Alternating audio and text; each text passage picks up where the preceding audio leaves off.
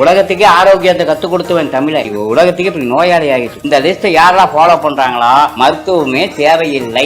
மதியம் அரை வயிறு, இரவு நேரம் உணவு கால் வயிறு. முடிஞ்சா 7 மணிக்குள்ள அப்படியே சாப்பிடுவேன். அப்படியே 7 மணிக்கு அதுக்கு மேலே சாப்பிடவே மாட்டேன். 2 மணிக்கு சாப்பிடுறேன். அது தவறு, மிகப்பெரிய தவறு. அது கல்லூரி ஓய்வான நேரம். வெளிநாட்டுக்கார கொண்டா அது பெரிய டின்னர்னு அறிமுகம் வச்சாங்க. அந்த டின்னர் தான் இன்னைக்கு வந்து இரவு நேரம் 3 வேளை உணவா போயிடுச்சு. இந்த ஜடாக்கினி தான் போய் நம்மளை வந்து உடலை எப்பயும் வந்து எதை சாப்பிட்டாலும் எரிக்கக்கூடிய சக்தி இருக்குது. காலையில நீங்க முழு வயிறு சாப்பிடுங்க, எனக்கு விருப்பப்பட்டது சாப்பிடுங்க. காலையில முழு வயிறு, மதியம் அரை வயிறு, இரவு நேரம் உணவு கால் வயிறு. இல்லைன்னா வெற்றிடம் இருந்தால் பெஸ்ட். நானும் இப்ப பட்னி அதிகம் கிடக்கிறேன். எப்படின்னா 70% சாப்பிட்றதே இல்லைங்க. நிறைய பேர் நள்ளிரவு 2 மணிக்கு 3 மணிக்கு வெடி காலையில் 4 மணிக்கெல்லாம் பிரியாணி சாப்பிட்றேன். 4 மணி ஆகி போச்சு. நீ அதிச்சு அப்படின்னா அதிகாலைக்கு மேலே சாப்பிட்றது உங்களுக்கு தப்பே சொல்லலாம். 3-4 மணிக்கு சாப்பிட்டா கூட தப்பு இல்லைங்க.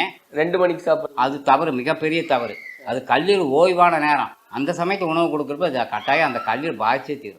என்ன வேலை நடக்குங்க? இப்ப நீங்க சொன்ன மாதிரி இரவு நேரத்துல வந்து நம்ம தூங்குறோம், நமக்கு தெரிஞ்சது அவ்வளவுதான். அந்த நேரத்துல எந்தெந்த உறுப்பு எந்தெந்த நேரம் வேலை செய்யுது, என்ன பண்ணுது உடல் பார்த்தீங்கன்னா அதை கல்லீரல் மண்ணீரல் எல்லாமே ஒவ்வொரு உணவாக ஏற்கனவே சேர்த்து வச்சு கழிவுகளை அத்தனையும் கொஞ்சம் கொஞ்சமாக பிரித்து கடைசியாக பார்த்தீங்கன்னா கல்லீரல் எல்லா சப்ஜெக்டையும் கொண்டு மலக்குடலை தள்ளிடும். இந்த மலக்குடலை தள்ளிடுச்சு அப்புறம் அந்த கல்லீரல் நல்லா ரெஸ்ட் எடுத்துச்சுன்னா எந்த தொந்தரவும் இல்லைங்க.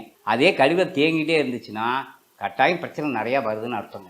அப்போ சூரிய அஸ்தமனத்துக்கு அப்புறம் உணவு சாப்பிட்ற பழக்கம்ன்றதே பண்டைய தமிழர் அப்படி கிடையவே கிடையாதுங்க. வெளிநாட்டுக்கார கொண்டா அது பெரிய டின்னர்னு அறிமுகம் வச்சாங்க. அந்த டின்னர் தான் இன்னைக்கு வந்து இரவு நேரம் 3 வேளை உணவாக போயிடுச்சு. 2 வேளை உணவு போதும். இப்போ நிறைய பெண்கள் குறிப்பா சொல்லும் போது வாரத்துல ஒரு நாள் வந்து விரதம் இருக்கிறேன் அப்படின்னு முழு நாளுமே வந்து ஆகாரம் எதுவும் எடுத்துக்காம தண்ணி மட்டுமே குடிக்கிற வழக்கம் இருக்கு. வாரம் வாரம் விரதம் இருக்கிறது சரிதானா? அது சரிதான் சார். உங்களுக்கு ஏதோ சமயத்தை உங்களுக்கு வந்து ஓய்வு கொடுக்குறீங்க உடலுக்கு, அது பெஸ்ட்டான விஷயம்தான், நல்ல விஷயம்தான், எடுதலே கிடையாதுங்க. ஆனால் இரவு நேரம் உங்களுக்கு எல்லா உணவும் எப்படின்னா விரதம் இருந்துட்டு எல்லா உணவும் நேரத்தையும் சேர்த்து நைட் சாப்பிட்ற மாதிரிங்களா, அது அந்த விரதத்துக்கு வேஸ்ட்டு. இப்போ இந்த காய்கறிகளை எல்லாம் ஒரு அரை வேக்காட்டில் சாப்பிடுங்கன்னுலாம் சொல்கிறாங்க இன்னைக்கு தேதிக்கு. அது அப்படி சாப்பிடலாமா இல்லை பச்சையாகவே சாப்பிடலாம்? வேக்காடு சாப்பிடலாம். நீங்கள் இப்போ உடனே பச்சையாக சாப்பிட முடியாது இல்லையா? இப்போ கிழங்கு இருக்குது, கிழங்கு பூச்சி கிழங்கு, சக்கரவள்ளி கிழங்கு, அதை வேக வச்சு தானே சாப்பிட்றோம். அது மாதிரி சாப்பிட்றோம். அது சத்து இருக்குது. அது வந்து பார்த்தீங்கன்னா 50% சத்து இருக்குங்க. 50% கழிவுகள் வெளியாகிறது, அது 50% தேவைப்படுது. அப்போ ஈக்குவல் ஆகிடுது. எப்படி எந்த பலனும் கிடைக்க போகிறது கிடையாது. இப்போ இந்த ஒரு சிலர் இன்னைக்கு தெரிஞ்சுக்கிட்டுங்க, இப்போ ஒரு 30 வயசு இருக்கிறவங்களுக்கும் ஒரு 40-50 வயசு இருக்கிறவங்களுக்கு அந்த வயசு வாரியாகவே பிரித்து சொல்லுங்கள்.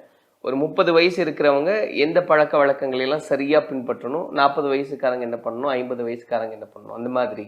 நீங்கள் வாலிப வயது முடியா எதை வேணாலும் சாப்பிடுங்க, உடம்பு சத்தா மாற்றிக்கங்க, எந்த நேரம் வேணாலும் சாப்பிடுங்க. அதை குறிப்பாக அழிகின்ற காலம் 53. அப்போ 28 வயசு முடியும் நீங்கள் எப்படி வேணால் சாப்பிடுங்க. முடிகின்ற காலம் 33. அந்த 33 வயசு முடிய பார்த்தீங்கன்னா தான் உங்களுக்கு ஒரு ஆஃபர் கொடுத்துருக்கிறாரு. இதே உணவு சாப்பிட்றப்ப உங்கள் உடம்புல 62 ஆகிறப்ப உங்கள் உடம்புல சத்துக்கள் போயிடுமே ஒழிய சத்துக்கள் நிற்காது. அப்போ நீங்கள் தெரிஞ்சுக்கணும், உணவை இதை தான் சப்ஜெக்டாக சொல்கிறாங்க. தெளிவான ஞானம் யாருக்கு இருக்குதோ அவங்க மட்டும்தான் 50-90. இந்த தெளிவான ஞானம் யாருக்கு கிடைக்குதோ கட்டாயம் அவங்க 100 வயசு தாராளமாக வாழ்ந்தே தரலாம். 40 வயசுக்கு மேலே பார்த்தீங்கன்னா உணவை வந்து குறைச்சி சாப்பிட ஆரம்பிச்சிருங்க. அது நீங்கள் என்னென்ன சாப்பிட்னாலும் அதெல்லாம் குழந்தைங்களுக்கு கொடுத்துருங்க. ஆனால் சாப்பிடும்போது எப்படின்னா முறையை என்ன சொல்கிறாங்க, எல்லாத்தையும் இளைஞர்களுக்கு தொப்பை வருது. தரையில் அமர்ந்து சாப்பிடுங்க, தலை குனிஞ்சு சாப்பிடுங்க. உணவுக்கு அது மரியாதை கொடுக்குறீங்க அர்த்தம். இப்போ யாருமே நிமிந்துக்கிட்டு சாப்பிட்றோம் இல்லை உட்காந்துக்கிட்டு சாப்பிட்றோம், அந்த மாதிரி சாப்பாடே சாப்பிடக்கூடாது. ஒரு உணவு சாப்பிட்றோம் நீங்கள் தலை குனிஞ்சு தான் சாப்பிடணும். உங்கள் உணவுக்கும் கண்ணுக்கும் பார்வைக்கும் பக்கமாக நெருக்கமாக இருக்கணும். நீங்கள் போய் ஃபோனை பேசிக்கிட்டே சாப்பிட்டீங்கன்னா எந்த உடம்புக்கும் சத்தாக கொடுக்காது.